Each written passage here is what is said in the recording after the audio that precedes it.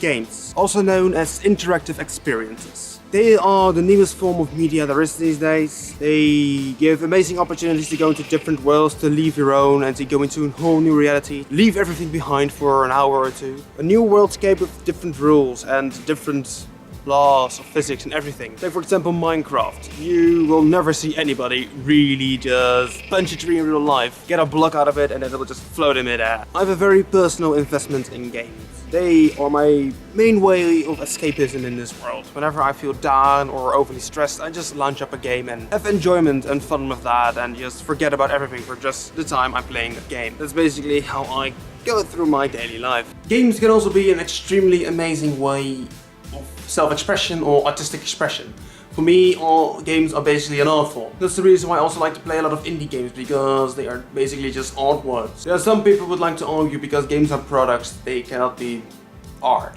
But basically any art you see is a product. Every form of art is trying to be sold in some way. Because art can be used for self-expression, you sometimes have very beautiful but not very game-like games like Dear Esther or games similar to that degree. Even though they can still be very enjoyable experiences. One discussion that always keeps popping up is whether games should be fun. I don't think so. A game doesn't necessarily have to be fun. You can have the most depressing game there is, but still having a very great experience with it. Take for example the Dark Souls series. The game is ridiculously hard to play and you die a lot.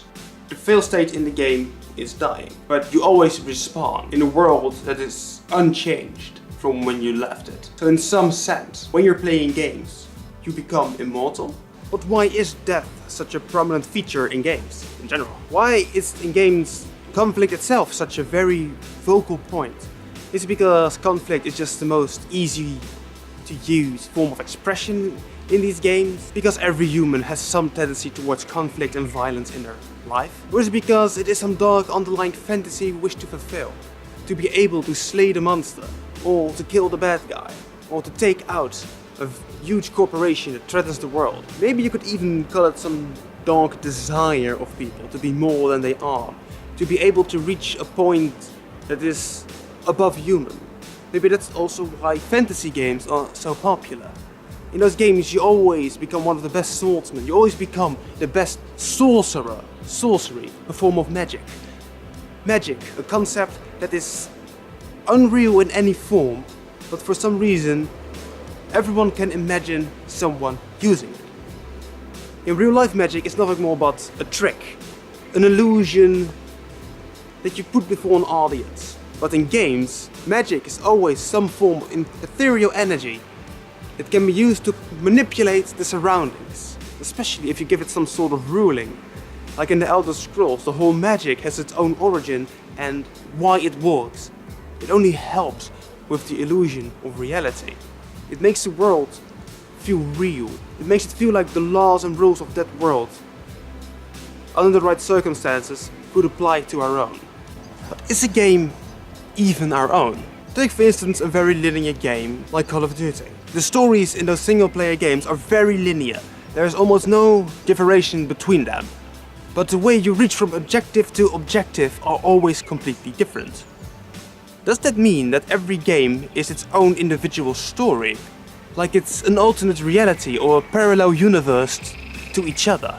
So from that point of view, we've actually been creating parallel universes for years. Every time we start up a game and play the story, we create a new small pocket universe that is connected to the rest of them and is very similar but never the same.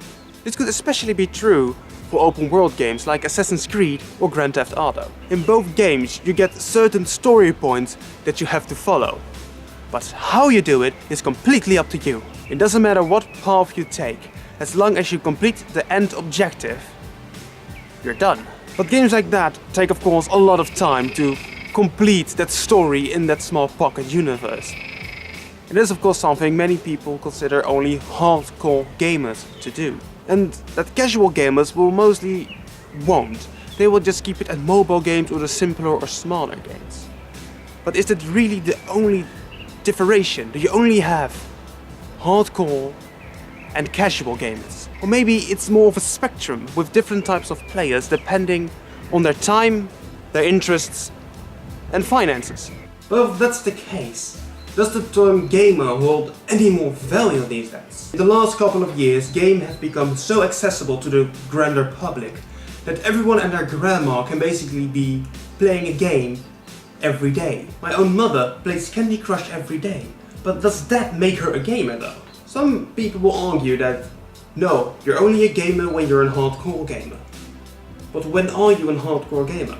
Are you only a core gamer when you play the big AAA titles and spend hours and days and months and years on perfecting your skills? Or can you already be considered a hardcore gamer when you love to play games, AAA games, smaller games, enjoy every spectrum of it, but don't have enough time to complete everything? Does it immediately make you more a casual gamer than a hardcore, even though it's more in between? Like I said, it may be more a spectrum. Well, that's an idea I will let you think about yourself. My name's Dima. This was Ramble Sunday. Thanks for watching, see you next time, and don't forget to like and subscribe.